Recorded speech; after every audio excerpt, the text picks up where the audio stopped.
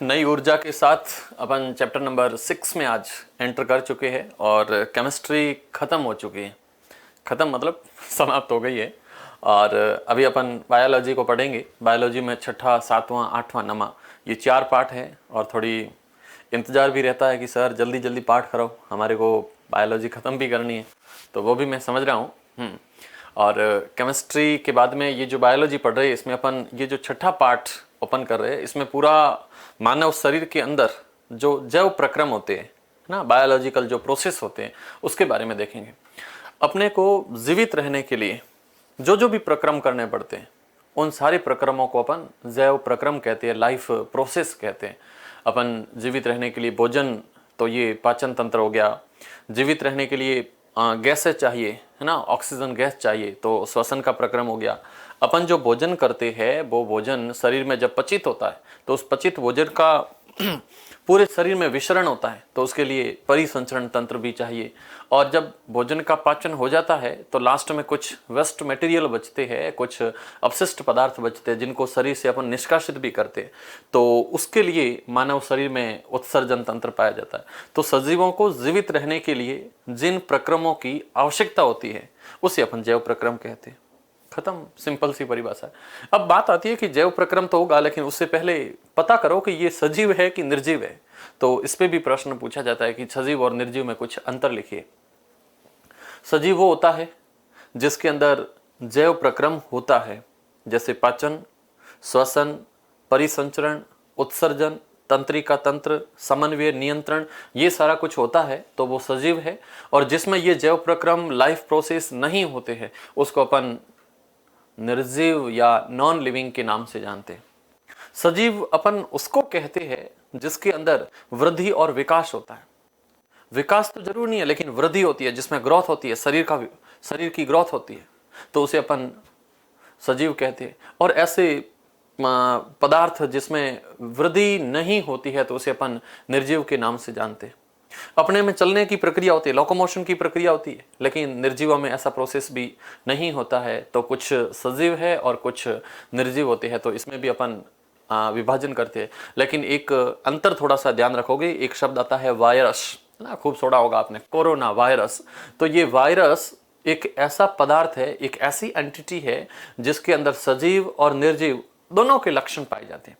प्रश्न आता है एक ऐसे जीव का नाम बताइए या एक ऐसे पदार्थ का नाम बताइए जिसमें सजीव निर्जीव दोनों के लक्षण पाए जाते हैं, तो उसका नाम वायरस रहेगा, है ना। वायरस के नाम से, या फिर हिंदी में उसको अपन विषाणु के नाम से भी जानते हैं। तो विषाणु के अंदर सजीव निर्जीव दोनों के लक्षण उसमें दिखाई देते हैं और कोशिकाओं को संक्रमित करते हैं, है ना। फिर कोशिकाओं को जब संक्रमित करते हैं तो इसका मतलब उसमें कोई न कोई आणविक गतिविधियां होती है, लेकिन कई बार वो ऐसे ही आणविक गतिविधियां नहीं दिखाई देता है, तो वो निर्जीव अवस्था में भी पड़ा रहता है।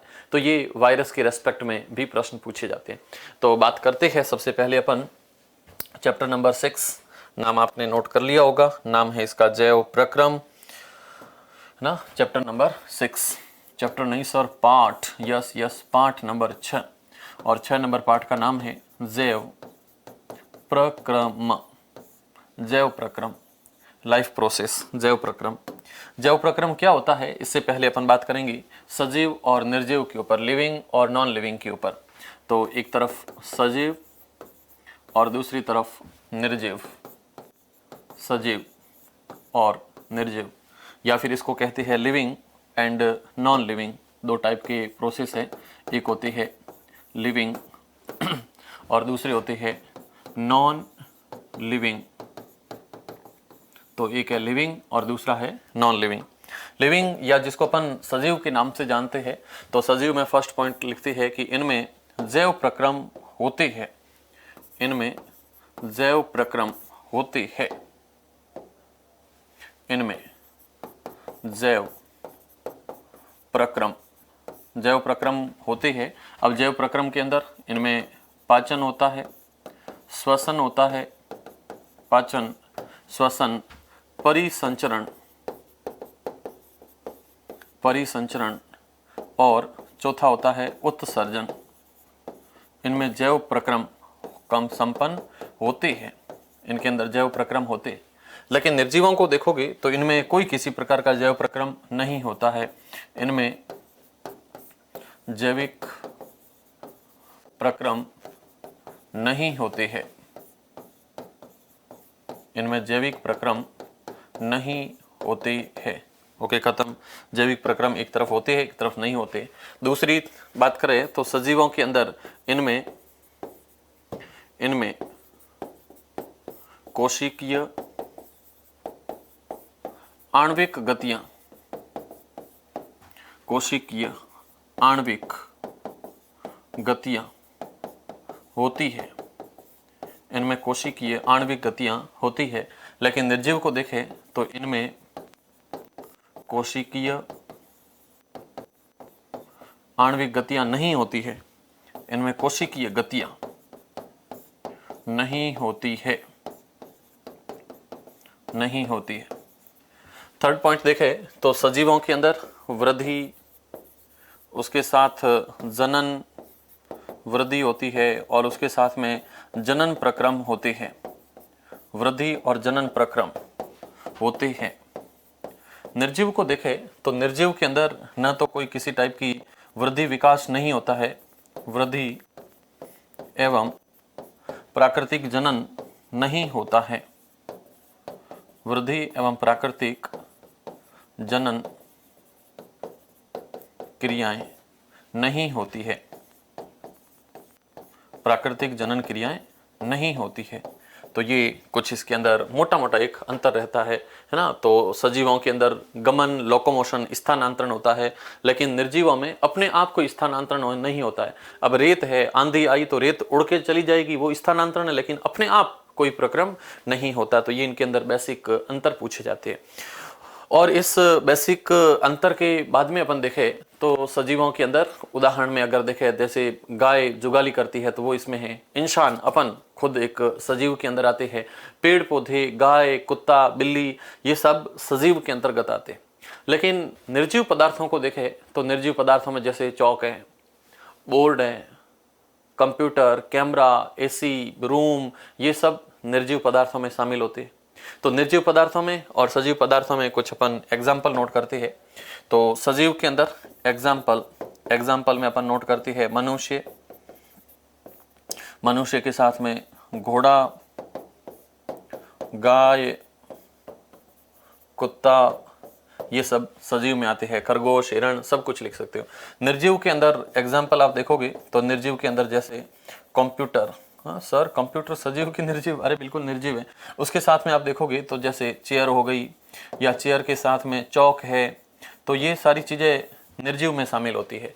तो कुछ सजीव है और कुछ यहाँ पे निर्जीव होती है। लेकिन एक चीज ध्यान रखोगे, आप लोगों को वैसे मैं बताया है कि जो एग्जाम्पल आता है यहाँ पर वायरस का। तो वायरस सजीव और निर्जीव के बीच की संयोजक कड़ी है। वायरस को सजीव तथा निर्जीव की, सजीव और निर्जीव की संयोजक कड़ी कहती है। सजीव और निर्जीव की संयोजक कड़ी कहती है ना। वायरस है, इस वायरस को अपन सजीव और निर्जीव की संयोजक कड़ी कहते हैं। तो वायरस है, वायरस को सजीव और निर्जीव की संयोजक कड़ी कहते हैं। प्रश्न आता है ऐसा कौन सा जीव है जिसमें सजीव और निर्जीव दोनों के लक्षण पाए जाते हैं? तो यहाँ पर वायरस रहता है। तो इस वायरस में सजीव निर्जीव दोनों के लक्षण पाए जाते हैं। ये चीज भी यहाँ पर ध्यान रखोगे। इसके बाद में नेक्स्ट अपन देखें तो अगले प्रश्न आते हैं कि जैव प्रक्रम क्या होता है ना। और जैव प्रक्रम जब होता है तो शरीर का निर्माण कैसे होता है, तो इन चीजों पे भी अपन चलते हैं। नेक्स्ट बात करेंगे जैव प्रक्रम किसे कहते हैं। तो शरीर को अनुरक्षित करने के लिए, शरीर को जीवित रखने के लिए जिन जिन प्रक्रमों की आवश्यकता होती है उसे अपन जैव प्रक्रम कहते हैं। तो जैव प्रक्रम में लिखते हैं सजीवों को या सजीवों को ही लिखते हैं, सजीवों को या प्राणियों को जीवित रहने के लिए, प्राणियों को जीवित रहने के लिए, प्राणियों को जीवित रहने के लिए, जीवित रहने का जो प्रोसेस है इसको अपन अनुरक्षण कहते हैं। अनुरक्षण, जीवित रहने के लिए यानी कि अनुरक्षण के लिए लिए जिन प्रक्रमों की आवश्यकता होती है, जीवित रहने के लिए जिन प्रक्रमों की आवश्यकता होती है, जिन प्रक्रमों की आवश्यकता होती है उसे जैव प्रक्रम लाइफ प्रोसेस कहते हैं। जैव प्रक्रम या लाइफ प्रोसेस के नाम से जानते हैं। अपने को जीवित रहने के लिए मुख्य रूप से 4 प्रक्रियाएं बहुत अच्छे से करनी पड़ती है। एक तो पाचन, श्वसन, परिसंचरण और उत्सर्जन। जनन नहीं करेगा आदमी तो चल जाएगा, लेकिन ये 4 प्रोसेस नहीं होंगी तो आदमी मर जाएगा। तो बिल्कुल एकदम सटीक और अति आवश्यक जो प्रक्रम है उसी को अपन जैव प्रक्रम कहते हैं। और जैव प्रक्रम के एग्जाम्पल को देखें तो यहाँ एग्जाम्पल में एक आता है भोजन का पाचन, भोजन का पाचन, भोजन का पाचन। सेकंड आता है श्वसन क्रिया, श्वसन। तीसरा आता है परिसंचरण, परिसंचरण। और चौथा आता है उत्सर्जन, उत्सर्जन, एक्सक्रीशन। ये सब मानव शरीर के अंदर जैव प्रक्रम में शामिल प्रक्रम रहती है। इसके बाद में बात करें तो अपने शरीर की जो संरचनात्मक और क्रियात्मक इकाई है उसे अपन कोशिका कहते हैं। और जब समान प्रकार की कोशिकाएं आपस में जुड़ती है, जिनका कार्य समान हो, उत्पत्ति समान हो, क्रिया प्रणाली समान हो, तो कोशिकाओं के समूह को उत्तक कहते हैं, जिसको आपने 9th में पढ़ा भी है। उत्तक, कोशिकाओं का समूह उत्तक कहलाता है। तो शरीर में कोशिका जुड़ेगी तो उत्तक बनेंगे, उत्तक जब जुड़ेंगे तो अंग बनेंगे, और अलग अलग अंग बन गए फिर वो अंग आपस में सम्मिलित होंगे। जैसे आमाशय, छोटी आंत, बड़ी आंत, ग्रसनी, ग्रशिका, है ना, मुख गुहा, लार ग्रंथि। तो ये सब मिलकर के मानव शरीर में पाचन तंत्र का निर्माण करते हैं। तो शरीर के अंदर कोशिका से उत्तक से अंग, अंग से तंत्र बनेगा, और अलग अलग तंत्र जुड़ करके मानव शरीर का निर्माण करते हैं। तो शरीर का फॉर्मेशन किस रूप में है? तो सबसे पहले कोशिकाएं पाई जाती है। कोशिका से कोशिका जब आपस में जुड़ेगी तो कोशिकाओं के जुड़ने से उत्तक बनते हैं। उत्तक से उत्तक जुड़ेगा तो आगे अंग का निर्माण होगा। अंग से अंग जुड़ेंगे तो आगे जाकर के तंत्र का निर्माण होगा, और तंत्र जब मिलेंगे शरीर में खूब सारे तो शरीर का निर्माण होगा। तो ये कुछ प्रोसेस है, कोशिका, उत्तक, अंग, तंत्र और लास्ट में शरीर का निर्माण होता है। तो ये जैव प्रक्रम के कुछ पार्ट रहते हैं। ओके, तो अपन एक एक जैव प्रक्रम को स्टार्ट करते हैं। जैव प्रक्रम क्या है, जीवित रहने के लिए, अनुरक्षण के लिए किन किन की आवश्यकता होती है ना, तो उनको अपन जैव प्रक्रम कहते हैं। अपने को जीवित रहने के लिए ऊर्जा की आवश्यकता होती है, और ऊर्जा की जब आवश्यकता होती है तो अपन कुछ भी खाते हैं उसका शरीर में पाचन होता है, और वो कच्चे पदार्थ कुछ भी हो शरीर में जब पाचन होता है तो शरीर को जीवित रखने के लिए, शरीर के लिए कुछ पोषण की आवश्यकता होती है। और ये पोषण शरीर में जाकर के जब पचित होता है तो उससे CO2 बनती है, H2O बनता है, और कुछ ATP के रूप में ऊर्जा भी बनती है। और ऑक्सीजन की उपस्थिति में भोजन के जटिल अणु ग्लूकोज को जब तोड़ा जाता है तो उस प्रक्रिया से शरीर की हर एक कोशिका तक ऊर्जा पहुंचती है। तो शरीर में ग्लूकोज को तोड़ करके ऊर्जा का निर्माण करने का जो प्रोसेस है उसे अपन श्वसन के नाम से भी जानते हैं। जब पूरे शरीर में भोजन का पाचन होता है तो उस पचित भोजन को शरीर में फैलाया जाता है। पचित भोजन का शरीर में विसरण होता है, और जब पचित भोजन का शरीर में विसरण होता है, शरीर में उसका डिफ्यूजन होता है, तो इस प्रक्रिया को अपन परिसंचरण के नाम से जानते हैं। परिसंचरण होता है। और परिसंचरण के बाद में अपन देखें तो परिसंचरण भी अलग अलग टाइप का होता है। बड़े जीव है तो बड़े जीवों के अंदर भोज्य पदार्थ या ऑक्सीजन, तो भोज्य पदार्थ रक्त के माध्यम से चलते हैं और ऑक्सीजन हीमोग्लोबिन के माध्यम से चलती है। लेकिन सूक्ष्म जीवों में जो परिसंचरण होता है वो मोस्टली विसरण प्रक्रिया के द्वारा होता है। विसरण, इसका सिंपल सा मतलब है कि कोई भी पदार्थ अपनी अधिक मात्रा से कम मात्रा की तरफ स्वतः गति करेगा, उसको कोई एक्स्ट्रा एफर्ट लगाने की जरूरत नहीं होती है। तो उस प्रक्रिया को हम विसरण के नाम से जानते हैं, डिफ्यूजन कहते हैं। तो साधारणतः जो सभी जो छोटी कोशिकीय जीव होते हैं तो उनके अंदर मोस्टली विसरण के द्वारा पदार्थों का परिवहन भी होता है। और बड़े जीव है तो उसमें इसके लिए कुछ विशिष्ट अंग भी पाए जाते हैं। और मानव शरीर में जब भोजन का पाचन हो जाता है तो खूब सारे ऐसे अपशिष्ट पदार्थ निर्मित होते हैं, और उन अपशिष्ट पदार्थों को शरीर से निष्कासित करना ही पड़ता है। तो उस प्रक्रिया को अपन मोस्टली उत्सर्जन के नाम से जानते हैं। अब ये उत्सर्जन हर एक में होता है, इसके लिए कुछ विशिष्ट अंग भी पाए जाते हैं, कुछ विशिष्ट कोशिकाएं पाई जाती हैं। जैसे अपने शरीर में किडनियां हैं, तो ये किडनियां मानव शरीर के अंदर पूरे अशुद्ध रक्त को फिल्टर करती है और उससे मूत्र को अलग करती है और रक्त को फिल्टर करके वापस शरीर में भेजती है। तो ये शरीर के अंदर एक विशिष्ट उत्तकीय तंत्र पाया जाता है जिससे उत्सर्जन होता है। तो शरीर में ये 4 प्रक्रम हैं जिसको अपन जैव प्रक्रम के नाम से जानते हैं। अब कई बार प्रश्न आता है कि जो बहुकोशिकीय बड़े जीव होते हैं उनको ऑक्सीजन की डिमांड पूरी करने के लिए विसरण पॉसिबल क्यों नहीं है? तो अपन बहुकोशिकीय जीव है, बड़े जीव है, और इसमें अगर विसरण के माध्यम से, विसरण का मतलब जैसे ऑक्सीजन है तो ऑक्सीजन अधिक मात्रा फेफड़ों में और वहां से कम मात्रा जैसे पैर की अंगुली में, तो ऑक्सीजन विसरण के द्वारा क्यों नहीं पहुंचती है? क्योंकि विसरण बहुत ही धीमी प्रक्रिया है। पैर की अंगुली तक ऑक्सीजन को पहुंचने में 3 साल लग जाएंगे। अरे भाई साहब, 3 साल किसको, 5 मिनट तक आदमी जीवित नहीं ले पाए। इसलिए जो छोटे और सूक्ष्म जीव है उनके अंदर ऑक्सीजन विसरण के द्वारा पहुंच सकती है, लेकिन बड़े जीवों में श्वसन की प्रक्रिया हो या फिर ऑक्सीजन पहुंचने की प्रक्रिया हो, ये कभी भी विसरण के द्वारा पॉसिबल है ही नहीं। अगला प्रश्न पूछा जाता है कि आप कैसे निर्धारित करोगे कि कोई सजीव है और कोई निर्जीव है? तो जिसमें जैविक प्रक्रम होते हैं तो वो सजीव होते हैं, जिसमें वृद्धि विकास जनन होते हैं तो वो सजीव होते हैं, और जिसमें वृद्धि विकास जनन अनुरक्षण जैविक प्रक्रम नहीं होते तो वो सारे निर्जीव होते हैं। अगला प्रश्न आता है कि कोई भी जीव है वो किन कच्ची सामग्रियों का उपयोग करते हैं? तो कोई भी जीव है तो कच्ची सामग्री के रूप में मुख्यतः सड़े गले कार्बनिक पदार्थों का या पोषण के अंदर भोजन का प्रयोग करता है। ये सब कच्ची प्रक्रिया होती है। और जीवन के अनुरक्षण के लिए किन किन प्रक्रमों को आप आवश्यक मानोगे, ये प्रश्न भी पूछते हैं। तो 4 प्रक्रम है जिनको अपन आवश्यक मानते हैं, जिसमें पाचन, श्वसन, परिसंचरण और उत्सर्जन, ये 4 प्रक्रम बहुत आवश्यक माने जाते हैं। तो फर्स्ट अपन बात करेंगे मानव में पोषण या फिर पोषण की प्रक्रिया। रियल में देखा जाए पोषण क्या है, तो सजीवों को जीवित रहने के लिए ऊर्जा की आवश्यकता होती है और शरीर में ग्रहण किया गया ऊर्जा का स्रोत पोषण कहलाता है। ओके, खत्म, इतनी सी परिभाषा। यस, तो फर्स्ट में बात करेंगे अपन न्यूट्रिशन।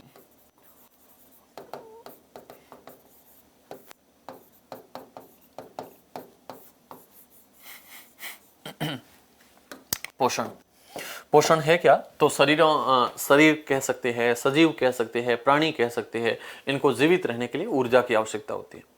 और जीवित रहने के लिए ऊर्जा की आवश्यकता है तो शरीर में ग्रहण किया गया ऊर्जा का स्रोत पोषण कहलाता है। सिंपल सी परिभाषा। तो लिखते हैं सजीवों को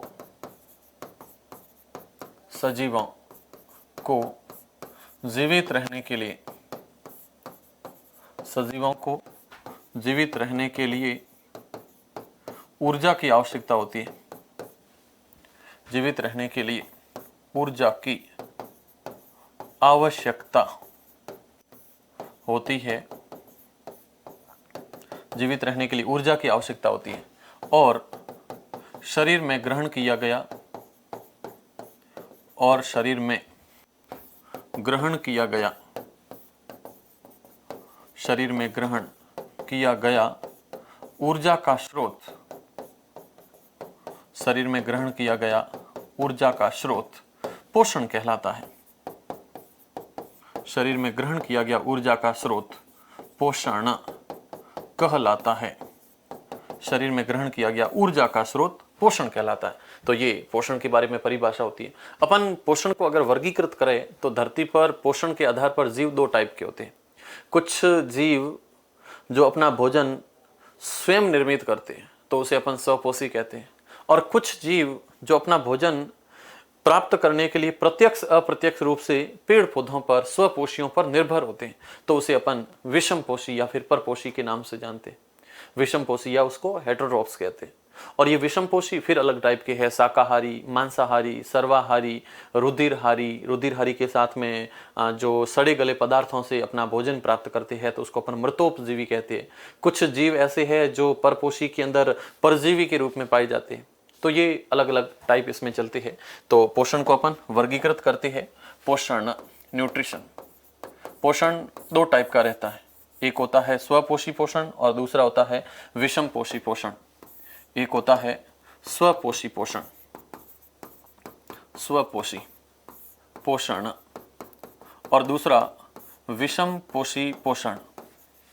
विषम पोषी पोषण। स्वपोषी और विषम पोषी दो टाइप का है। स्वपोषी जो पोषण है इसमें ग्रीन प्लांट्स को अपन शामिल करते हैं।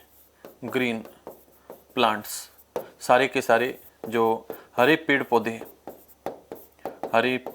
पौधे ये इसमें शामिल होते हैं। विषम पोषी पोषण जो अपना भोजन प्राप्त करने के लिए कहीं न कहीं हरे पेड़ पौधों पर निर्भर रहते हैं, वो सारे विषम पोषी पोषण है। इसमें खूब सारे टाइप चलते हैं, जैसे खूब सारे टाइपों में अपन बात करते हैं तो कुछ शाकाहारी जीव होते हैं, कुछ इसमें मांसाहारी जीव होते हैं, शाकाहारी मांसाहारी। इसके साथ में सर्वाहारी जीव होते हैं, सर्वाहारी शाकाहारी मांसाहारी सर्वाहारी।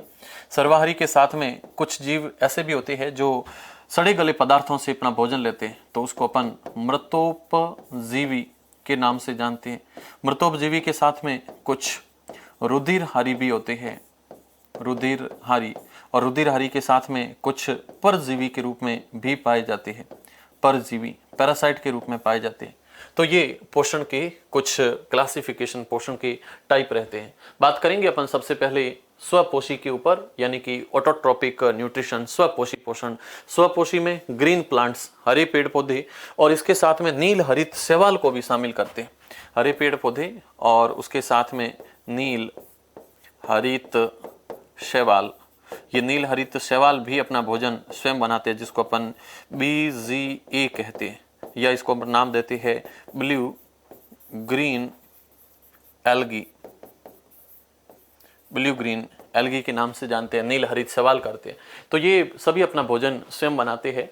तो फर्स्ट में अपन बात स्वपोषी पोषण पे करेंगे। कुछ जीव ऐसे होते हैं जो अपना भोजन खुद बनाते हैं, तो जीव है, पेड़ पौधे सजीव है तो अपना भोजन स्वयं बनाते हैं।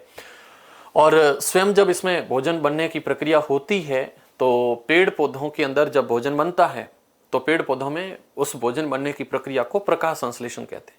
प्रश्न आता, प्रकाश संश्लेषण क्या है? तो पेड़ पौधों में सूर्य के प्रकाश की उपस्थिति में भोजन के निर्माण की प्रक्रिया को प्रकाश संश्लेषण कहते हैं। उसको अपन फोटोसिंथेसिस के नाम से जानते हैं, प्रकाश संश्लेषण।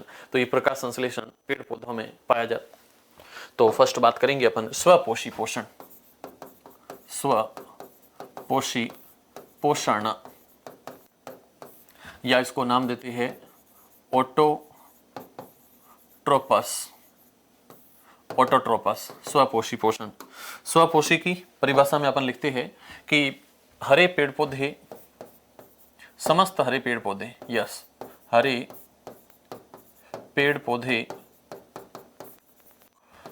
पौधे प्रकाश, सूर्य के प्रकाश की उपस्थिति में, सूर्य के प्रकाश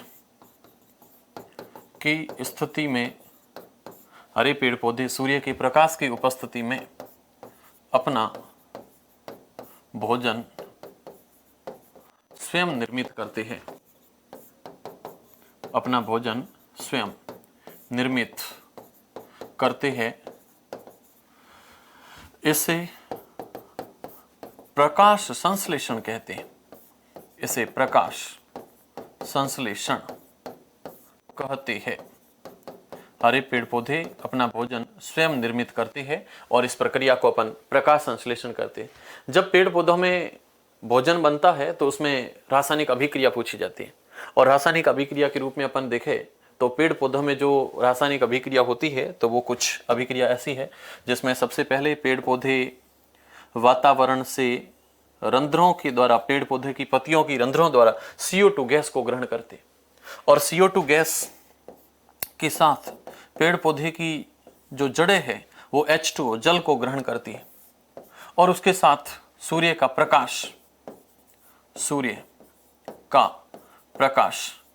ये पेड़ पौधों में सूर्य का प्रकाश होना चाहिए, और उसके साथ में पर्णहरित पाया जाता है जिसको अपन क्लोरोफिल के नाम से जानते हैं।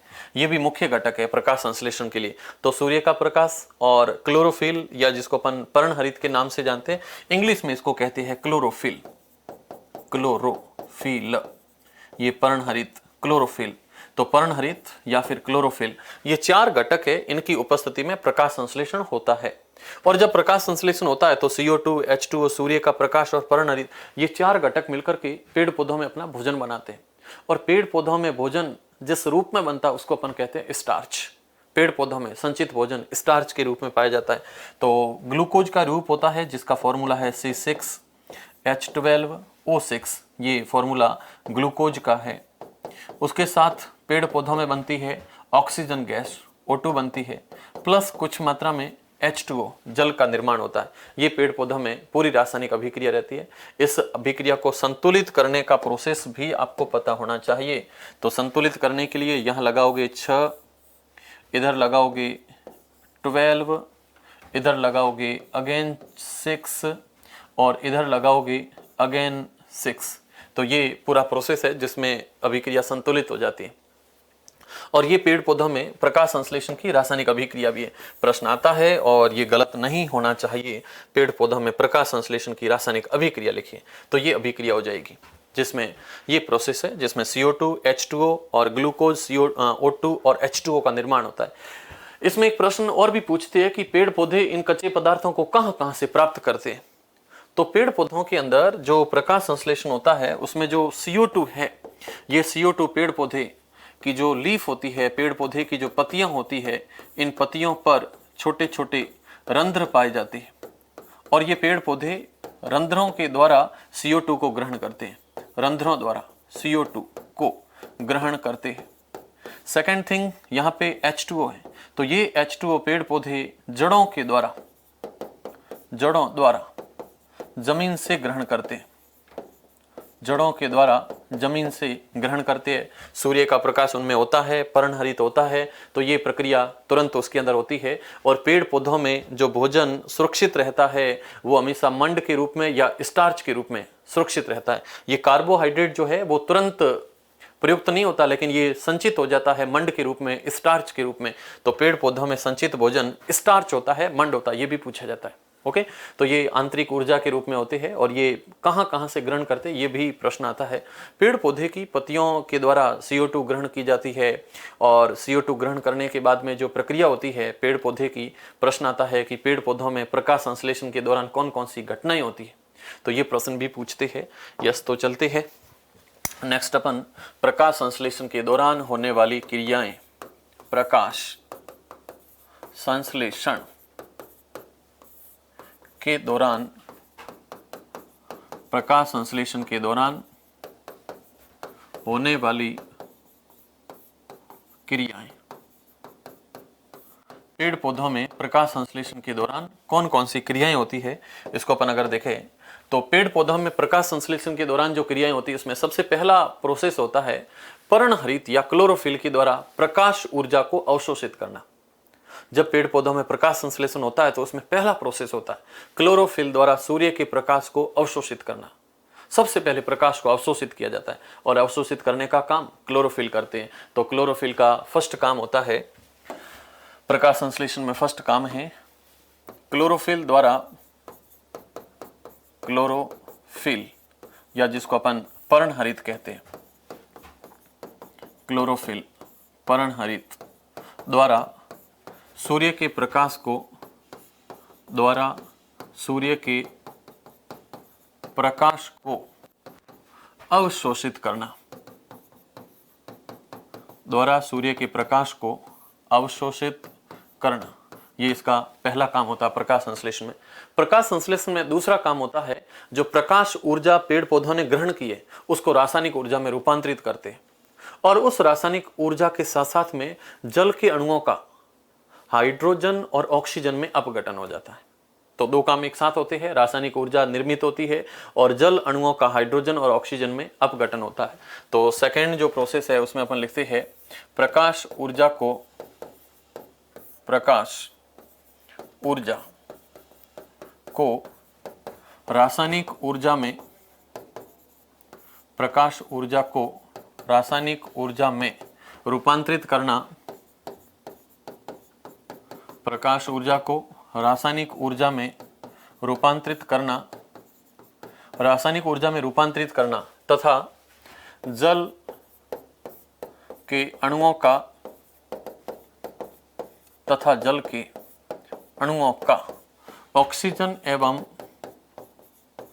जल के अणुओं का ऑक्सीजन एवं हाइड्रोजन में अपघटन, ऑक्सीजन और हाइड्रोजन के अंदर इसका अपघटन करना, ये दूसरा प्रोसेस होता है। और तीसरी जो प्रक्रिया होती है उसमें कार्बन डाइऑक्साइड का कार्बोहाइड्रेट में अपचयन किया जाता है ना। CO2 है वो कार्बोहाइड्रेट में संचित हो जाती है या फिर बदल जाती है। तो तीसरा प्रोसेस जिसमें कार्बन डाइऑक्साइड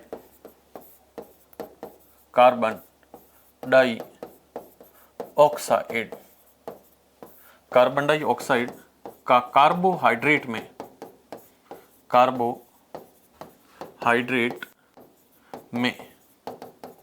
अपचयन, ये तीन प्रक्रियाएं प्रकाश संश्लेषण के दौरान होती है।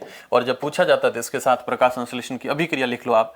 अभिक्रिया के अंदर CO2 प्लस H2O, अभिक्रिया के अंदर बनेगा C6H12O6 प्लस बनेगी O2 प्लस बनेगा H2O, है ना। H2O का निर्माण होगा।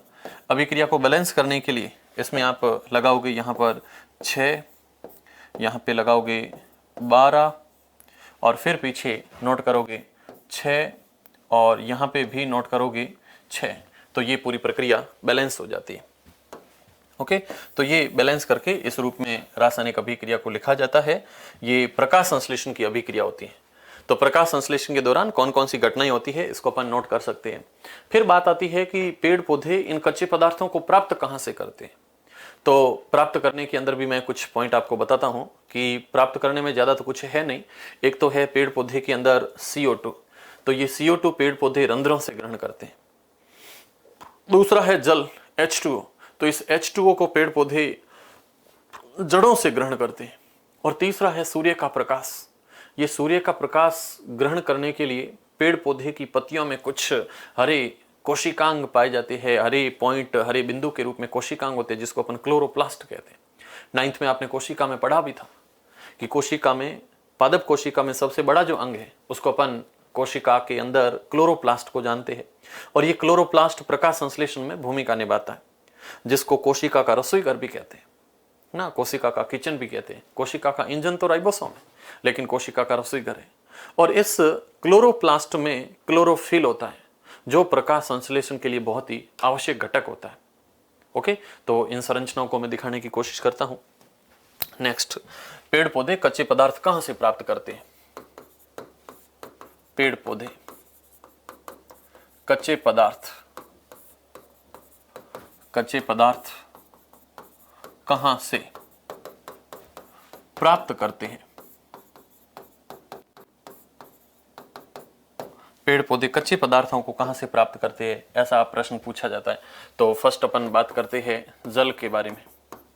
जल, तो लिखते हैं पादपों की जड़ें जल को विसरण क्रिया द्वारा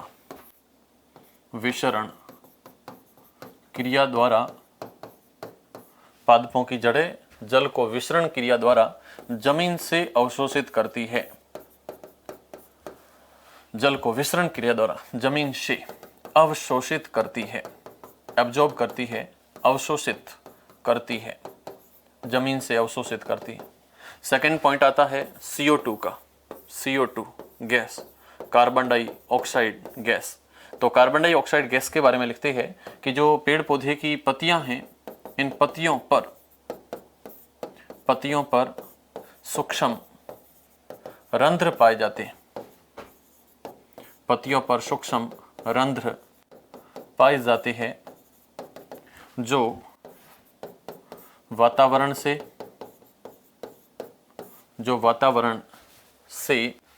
CO2 गैस को अवशोषित करते हैं। वातावरण से CO2 गैस को अवशोषित करते हैं, ये प्रक्रिया इसमें चलती है। थर्ड प्रक्रिया और प्रोसेस जो चलता है उसमें पेड़ पौधों के अंदर प्रकाश संश्लेषण को अवशोषित करना होता है। और प्रकाश संश्लेषण को अवशोषित करने के लिए उनमें क्लोरोफिल पाया जाता है। तो थर्ड पॉइंट है सूर्य का प्रकाश। सूर्य के प्रकाश में अपन लिखते हैं कि सूर्य का प्रकाश हरे पेड़ पौधों के अंदर या पादपों की पत्तियों में, पादपों की पत्तियों में, पादपों की पत्तियों में, जितनी भी पादप की पत्तियां हैं, पत्तियों में पर्णहरित, पर्णहरित या जिसको क्लोरोफिल कहते हैं, पर्णहरित या क्लोरोफिल सूर्य के प्रकाश को, सूर्य के प्रकाश को अवशोषित करता है, सूर्य के प्रकाश को अवशोषित करता है और प्रकाश संश्लेषण में बहुत ही महत्वपूर्ण भूमिका निभाता है। अब बात आती है कि ये क्लोरोप्लास्ट है क्या और कहाँ कहाँ पाए जाते हैं, किस किस रूप में, बिंदु रूप में अगर दिखाई देते हैं तो ये रियल में किस रूप में दिखाई देते हैं। तो इन चीज़ों के ऊपर जाने से पहले अपने को एक जो पादप की पत्ती है उसका अनुप्रस्थ काट अपने को बनाना पड़ेगा, है ना। तो पेड़ पौधों के अंदर पत्ती का अनुप्रस्थ काट, नेक्स्ट आप नोट करोगे, हरी पत्ती का अनुप्रस्थ काट, पत्ती का, पेड़ पौधों की जो लीफ है उसके अंदर अनुप्रस्थ, ट्रांसवर्स एक सेक्शन कटिंग करनी पड़ेगी। और ट्रांसवर्स सेक्शन कटिंग करने के लिए सिंपल जो पेड़ पौधे की पत्तियां होती है उसी की अपन कटिंग ले रहे हैं। तो उस कटिंग के लिए नॉर्मल आप ऐसा यहाँ से डायग्राम खींचोगे और उस डायग्राम को कुछ यूँ खींचोगे, ऊपर से इतना आपको एक्यूट बनाना है। और एक्यूट होने के बाद यहाँ से ऐसे यूँ कुछ संरचनाएं देनी है, फिर वापस यूँ संरचनाएं देनी है, और यहाँ से ऐसे यूँ संरचनाएं देनी है, यहाँ से ऐसे यूँ संरचनाएं देनी है। और इतना होने के बाद यहाँ पे ऐसे गोला बना करके इसको यहाँ मिला दोगे, इसको यहाँ गोला बना के यहाँ मिला दोगे। इतना काम हो गया। इतना होने के बाद हल्की सी संरचना को यहाँ से खींच के और यहाँ मिलाओगे, और इस संरचना को यहाँ से खींच के यहाँ मिला दोगे। ये प्रक्रिया यहाँ पे अनुप्रस्थ काट में जो पत्ती है उसको इतना काट दिया। इतना काटने के बाद में ये जो परत है, इस परत को अपन जूम करके दिखाते हैं। कौन सी परत? ये इतनी सी परत, ये जो इतनी सी परत है इसको अपन जूम करके कुछ इधर दिखाते हैं। तो जब जूम करके दिखाते तो ये कैसी दिखाई देती है उस संरचना को मैं यहाँ नोट कर रहा हूँ। तो इस संरचना को, इतनी सी संरचना को जब अपन जूम करके देखते हैं तो इसके अंदर ऊपरी जो त्वचा है वो नीचे की त्वचा और बीच में कुछ हरित लवक यानी क्लोरोफिल, ये सारी संरचनाएं, और अंदर कुछ रंध्र की कोशिकाएं, वायु कोश, ये सारी चीजें इसमें दिखाई देती है। तो इस संरचना को अपन देखें तो कुछ संरचना ऐसी दिखाई देती है, नीचे की संरचना भी ऐसी दिखाई देती है, ये ऐसी दिखाई देती है। ऊपर की तरफ इसमें ऐसी छोटी छोटी कोशिकाएं पाई जाती है, ये ऐसी कोशिकाएं।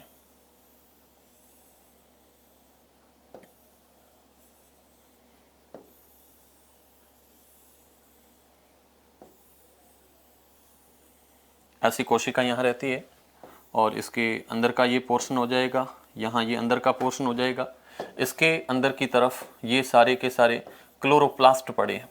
अभी जो बना रहा हूँ ये सब क्लोरोप्लास्ट है, जो प्रकाश संश्लेषण में सहायता करते हैं। ये सब क्लोरोप्लास्ट है। पत्ती की संरचना में क्लोरोप्लास्ट, ये क्लोरोप्लास्ट है, ये यहाँ पे अगेन क्लोरोप्लास्ट है। क्लोरोप्लास्ट के बाद में नीचे की त्वचा देखोगे पेड़ पौधों में तो यहाँ पे वही वापस नीचे छोटी छोटी कोशिकाएं पाई जाती हैं। तो नीचे की सतह पर इस प्रकार से यूं ऐसी कोशिकाएं पाई जाती हैं।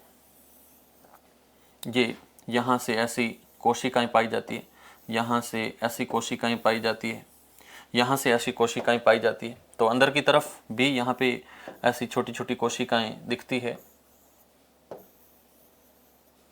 और इसके अंदर भी ऐसे छोटे छोटे क्लोरोप्लास्ट अंदर की तरफ रहते हैं। ये क्लोरोप्लास्ट की संरचना है।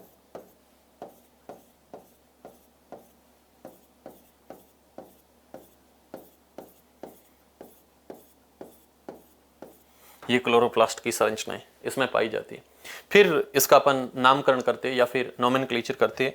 तो नोमेनक्लेचर के अंदर देखोगे तो ये है ऊपरी त्वचा, या इसको कहते हैं ऊपरी बाह्य चर्म ना, और बाह्य चर्म, ऊपरी बाह्य त्वचा जो कि काफ़ी मोटी त्वचा के रूप में पाई जाती है। तो ये बाहरी ऊपरी त्वचा है, ये कुछ इस प्रकार से यूं पाई जाती है।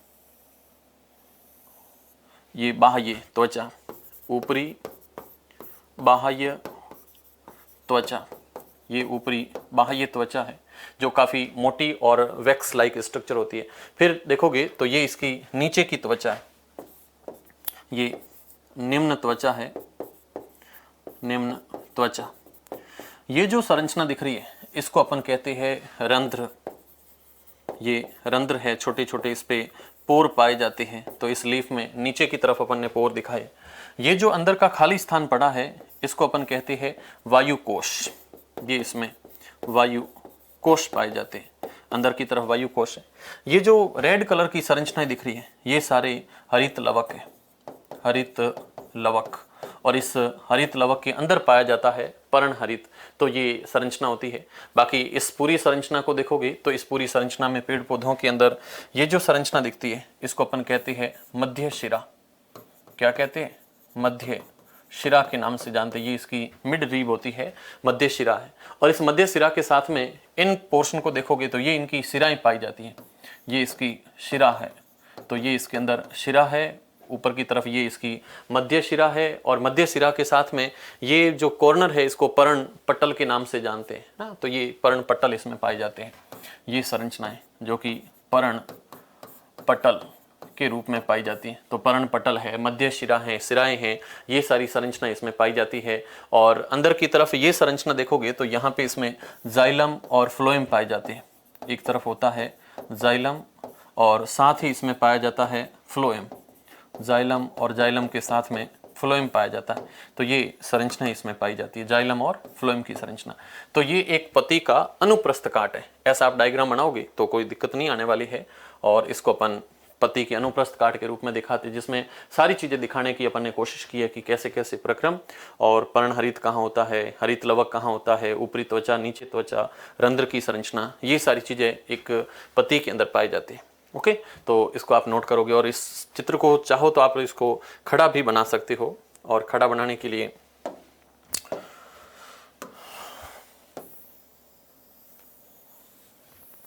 इस डायग्राम को ऐसे थोड़ा सा वर्टिकल कर दो।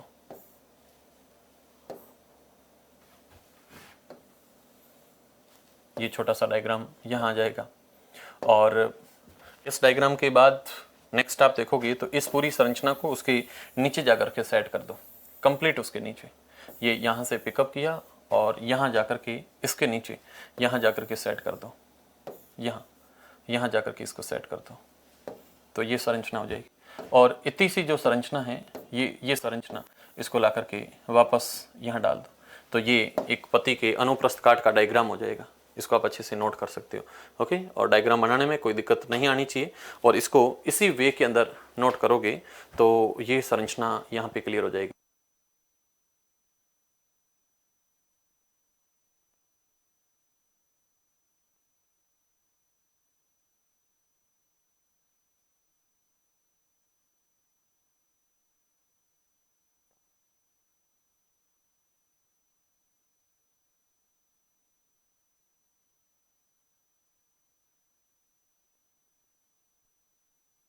है ना। तो इसको आप नोट कर सकते हो। और नोट करने के बाद में अगला प्रश्न आता है कि रियल में रंध्र की संरचना कैसी दिखाई देती है। तो नेक्स्ट में आपको लेकर के चलता हूँ रंध्र की तरफ। और पेड़ पौधों की पत्तियों में जहाँ जहाँ पे प्रकाश संश्लेषण होता है उसकी पहचान कैसे करोगे, तो ये पॉइंट भी पूछे जाते हैं ना। तो ये पेड़ पौधों में प्रकाश संश्लेषण के दौरान होने वाली कुछ क्रियाएं हैं। और इन क्रियाओं में देखोगे तो पेड़ पौधे में जब प्रकाश संश्लेषण होता है तो इसमें 6, ये पेड़ पौधों में प्रकाश संश्लेषण के दौरान 6 CO2 ग्रहण की जाती है, प्लस यहाँ से 12 H2O ग्रहण किया जाता है। और जब क्लोरोफिल की उपस्थिति में, पर्णहरित की उपस्थिति में, क्लोरोफिल की उपस्थिति में और सूर्य के प्रकाश द्वारा, सूर्य का प्रकाश, इसके द्वारा जब प्रकाश संश्लेषण होता है तो यहाँ पे ग्लूकोज बनता है, प्लस O2 बनती है, प्लस H2O का निर्माण होता है। ना। तो प्रकाश संश्लेषण में कौन कौन से प्रक्रम होते हैं? तो पहला है क्लोरोफिल के द्वारा प्रकाश ऊर्जा को अवशोषित करना, ये इसका पहला काम होता है। दूसरा, प्रकाश ऊर्जा को रासायनिक ऊर्जा में रूपांतरित करना, और जल के अणुओं का हाइड्रोजन और ऑक्सीजन में अपघटन करना, ये दूसरा प्रोसेस होता है। तीसरा है कार्बन डाइऑक्साइड का कार्बोहाइड्रेट में अपचयन, ये इसका तीसरा प्रोसेस होता है। तो ये पेड़ पौधों में प्रकाश संश्लेषण के दौरान कौन कौन सी घटनाएं होती है उसको अपन ने देखा है। उसके बाद में अगला पॉइंट आता है कि पेड़ पौधों में जब प्रकाश संश्लेषण होता है तो पेड़ पौधों की पत्तियों में स्टार्च यानी कि मंड का निर्माण होता है, और इस मंड का निर्माण है तो उसको आप टेस्ट कैसे करोगे, है ना। तो अगला प्रश्न आता है कि मंड का परीक्षण। यस, ये पेड़ पौधे की जो पत्ती है उसका अनुप्रस्थ काट है, इसको अभी आप देख सकते हो, और बिल्कुल एकदम रियल स्ट्रक्चर के रूप में आप बनाओगे, जिसमें हरित लवक है, वायु कोश है, नीचे की तरफ द्वार कोशिकाएं हैं, ये निचली बाह्य त्वचा, ऊपरी बाह्य त्वचा, और इसमें कुछ मोटी एक क्यूटिकल की परत पाई जाती है, फ्लोएम जाइलम, जिसको अपन संवहन बंडल के नाम से जानते हैं। ये मध्य शिरा है, ये पर्णपटल है, और ये शिराओं के नाम से जाने जाते हैं। तो ये एक पत्ती का अनुप्रस्थ काट है, पेड़ पौधे की पत्ती का अनुप्रस्थ काट। तो ये अनुप्रस्थ काट अपन दिखा सकते हैं। उसके बाद अगला पॉइंट आता है कि पेड़ पौधों के अंदर जो प्रकाश संश्लेषण के दौरान स्टार्च बनता है, तो इस स्टार्च की अपन पहचान कैसे करेंगे? तो अगला पॉइंट नोट करोगे, स्टार्च की पहचान। स्टार्च की पहचान, इस चीज को भी ध्यान रखोगे। पेड़ पौधों की पत्तियों में जहां जहां प्रकाश संश्लेषण होता है, प्रकाश संश्लेषण तो हर जगह होता है, लेकिन हर जगह पे स्टार्च नहीं बनता है, हर जगह पे वो संचित भोजन है ही नहीं, मंड स्टार्च। तो स्टार्च जहां जहां पे बनता है तो उसकी पहचान करने के लिए सबसे पहले कोई भी अपन लीफ लेते हैं, कोई भी पत्ती ली, और इस लीफ को, इस पत्ती को अपन थोड़ा सा हल्का सा पानी में गर्म करते हैं, है ना, थोड़ा सा इसको बॉईल करते हैं, और बॉईल करने के बाद इस पे डाल देते हैं आयोडीन। आयोडीन डाल देते हैं, और आयोडीन डालने के बाद में आप देखोगे तो जहां जहां पे स्टार्च था तो उस स्टार्च का रंग चेंज हो जाता है, स्टार्च का रंग चेंज हो जाता है। और स्टार्च का रंग चेंज होने के बाद में जहां जहां पे स्टार्च है, जहां जहां पे मंड है, तो मंड के स्थान पर आप देखोगे तो वहां ब्लू, नीले स्पॉट होने स्टार्ट हो जाते हैं, वहां पर नीले नीले धब्बे बनने स्टार्ट हो जाते हैं। तो नीले धब्बे जहां बनते हैं, जहां पर ब्लू स्पॉटिंग होती है, तो वहां पे स्टार्च है। आप देखोगे तो यहाँ पे ये ग्रीन पॉइंट है, लेकिन जैसे आयोडीन डालोगे तो ये सारे ब्लू हो जाएंगे। तो ब्लू हो रहे हैं, इसका मतलब यहाँ पर स्टार्च, मंड स्टार्च यहाँ पे प्रेजेंट है। तो ये ऐसा प्रोसेस इसके परीक्षण में पूछा जाता है। परीक्षण कैसे करोगे? तो इस परीक्षण के लिए जो विधि है उसको कहते हैं आयोडीन परीक्षण। कैसा परीक्षण है? आयोडीन परीक्षण है, आयोडीन टेस्ट किया जाता है। तो ये आयोडीन टेस्ट के द्वारा इस स्टार्च की उपस्थिति का पता लगाते हैं। ये पॉइंट भी आप लोग याद रखोगे। मंड परीक्षण से पहले की स्थिति और मंड परीक्षण से बाद की स्थिति, दोनों डायग्राम मैंने आपको दिखाए। अगला पॉइंट आता है कि पेड़ पौधों के अंदर जो रंध्र है वो रियल में दिखने में कैसे होते हैं, रंध्र की संरचना कैसी होती है, कैसे रंध्र दिखाई देते हैं। तो नेक्स्ट अपन बात करेंगे रंध्र की संरचना और दिखाई कैसे देती है। तो रंध्र की संरचना में सबसे पहले आपको रंध्र बनाने पड़ेंगे। यस, अगला पॉइंट है रंध्र की संरचना। रंध्र की संरचना, स्ट्रक्चर ऑफ पोर या स्टोमेटा। रंध्र की संरचना के अंदर सबसे पहले रंध्र के अंदर पाई जाती है द्वार कोशिकाएं। ये द्वार कोशिकाएं कुछ इस तरह होती है।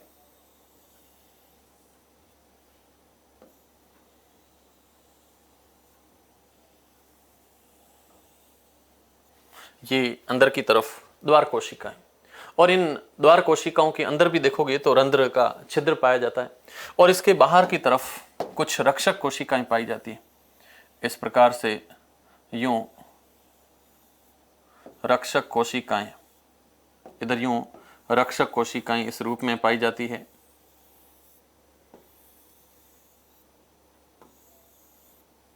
ये रक्षक कोशिकाएं, और इन रक्षक कोशिकाओं के अंदर भी कुछ पर्णहरित जैसी संरचनाएं इनमें भी यहां पर पाई जाती है।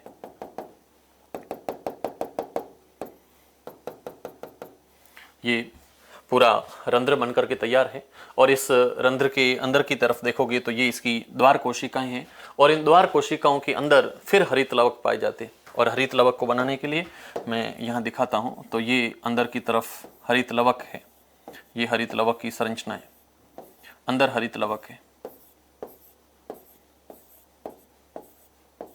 ये अंदर की तरफ हरित लवक पाए जाते हैं और अंदर की तरफ इसमें द्वार कोशिकाएं पाई जाती है। तो ये पूरी संरचना इसकी रहती है।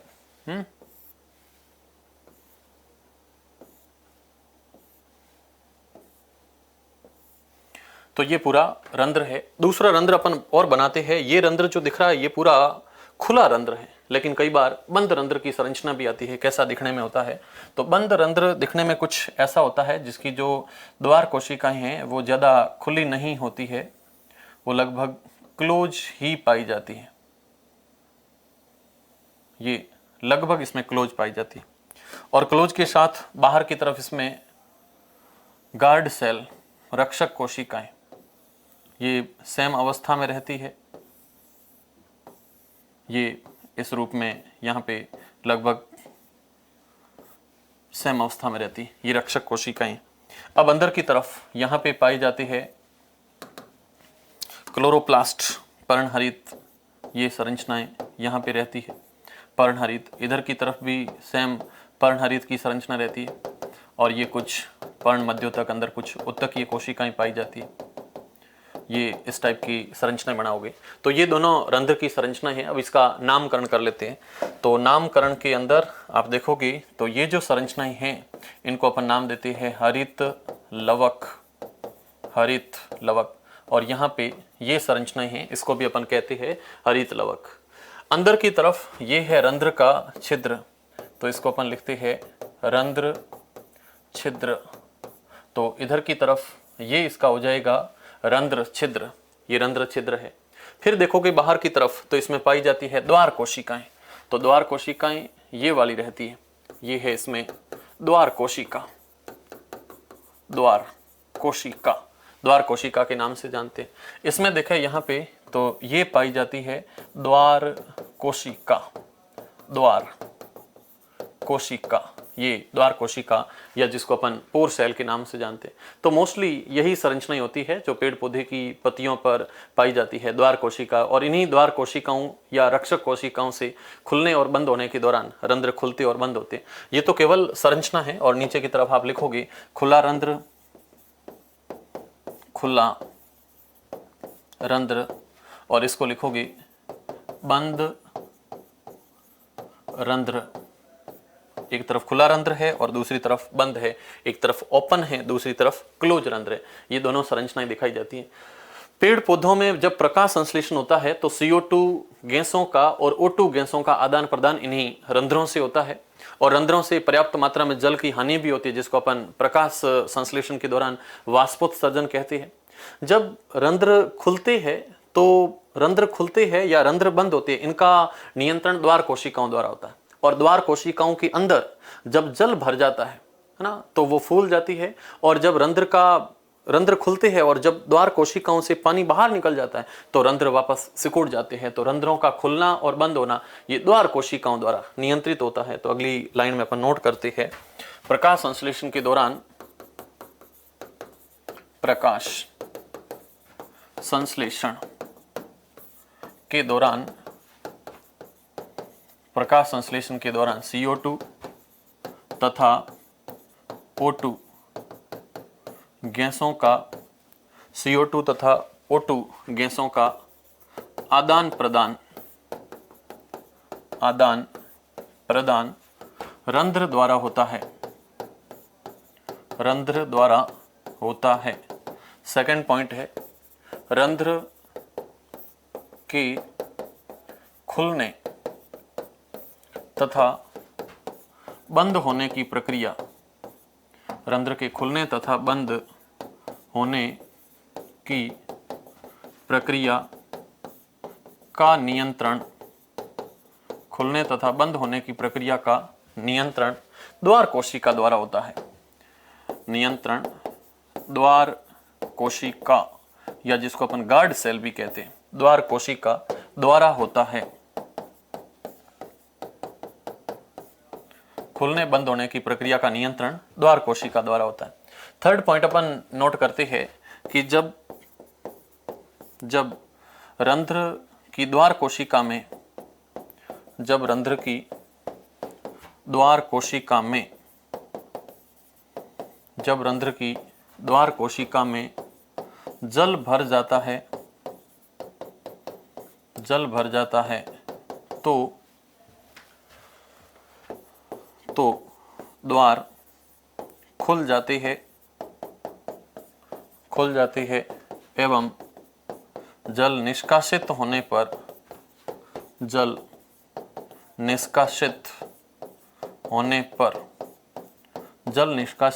पर रंध्र बंद हो जाते हैं।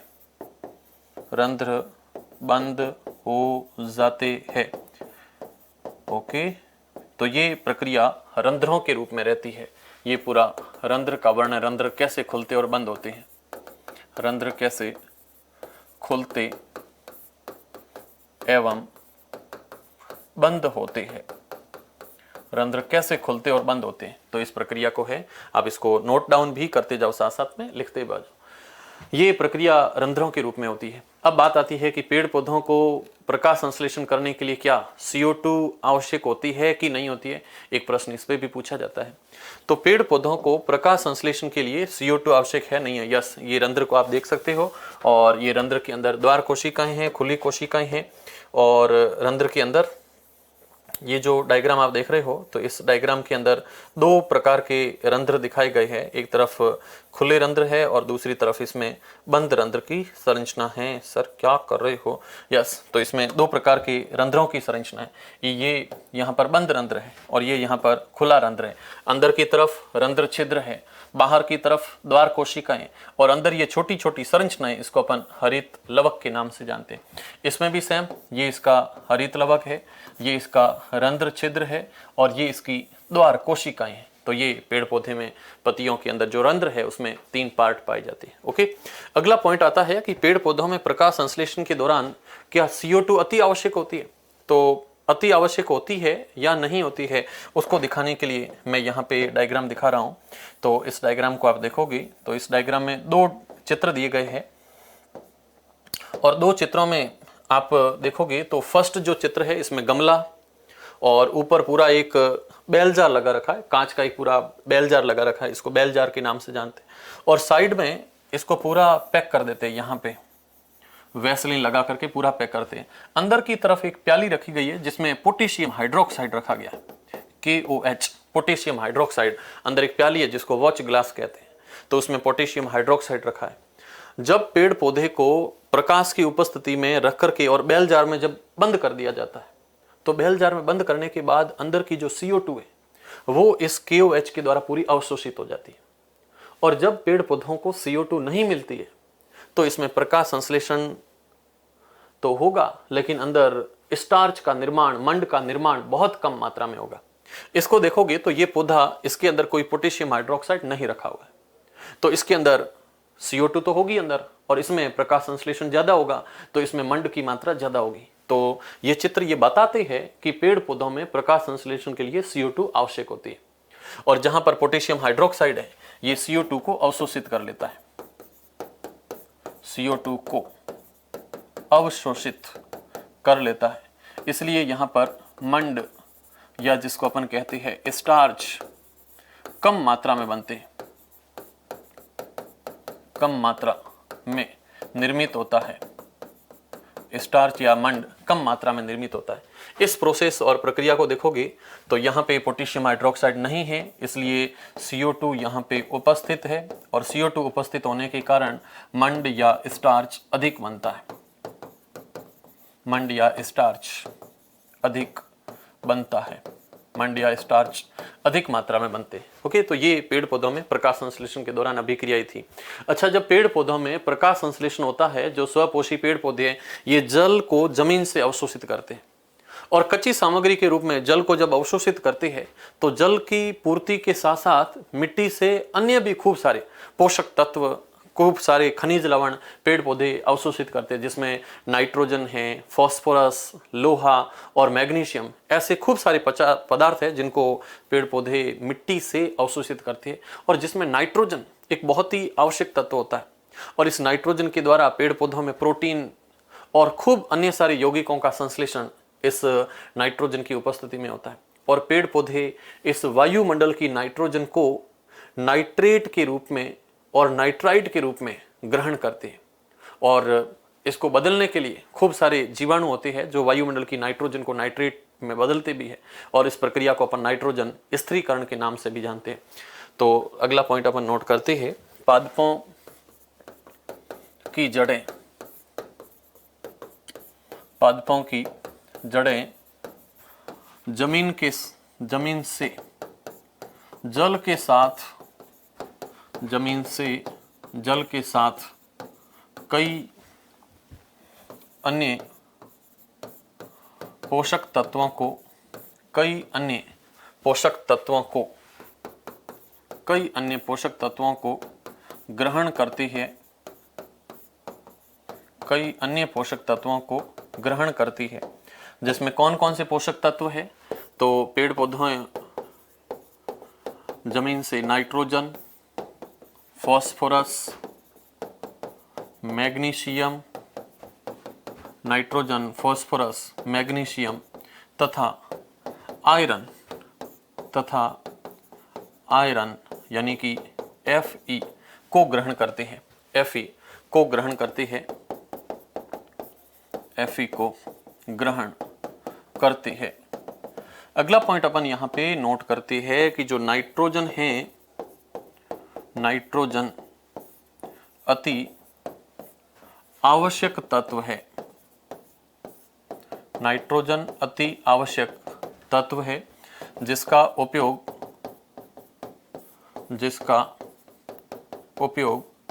प्रोटीन संश्लेषण, जिसका उपयोग प्रोटीन संश्लेषण तथा अन्य पदार्थों के संश्लेषण में होता है,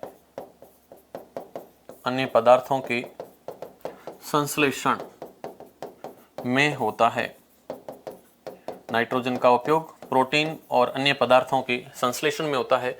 उसके साथ आप लोग ध्यान रखोगे, जो पेड़ पौधे वायुमंडल से नाइट्रोजन को ग्रहण करते हैं, तो वायुमंडल से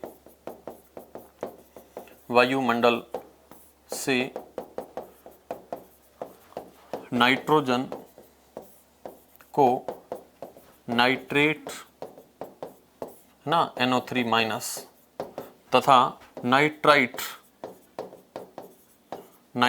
NO2 माइनस, नाइट्रेट और नाइट्राइट के रूप में ग्रहण करते हैं, नाइट्रेट और नाइट्राइट के रूप में ग्रहण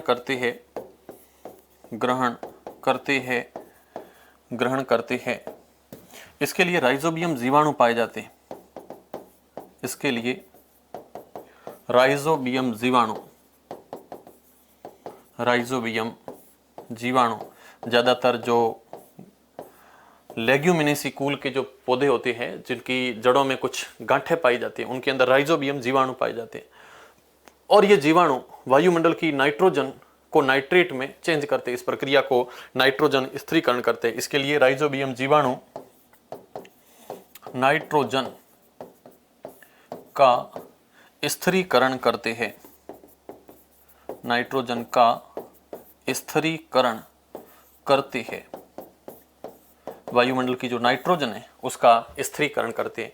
तो ये पूरी प्रक्रिया पेड़ पौधों के अंदर प्रकाश संश्लेषण की रेस्पेक्ट में रहती है, जिसमें अपन ने पूरा स्वपोषी पोषण पढ़ा। स्वपोषी में अनुरक्षण क्या होता है, सजीव निर्जीव क्या होते हैं, वायरस के बारे में भी देखा था, और वायरस के बाद में सजीवों में स्वपोषी पोषण में, पेड़ पौधों में प्रक्रिया में भोजन कैसे बनता, पूरी प्रोसेस को देखा।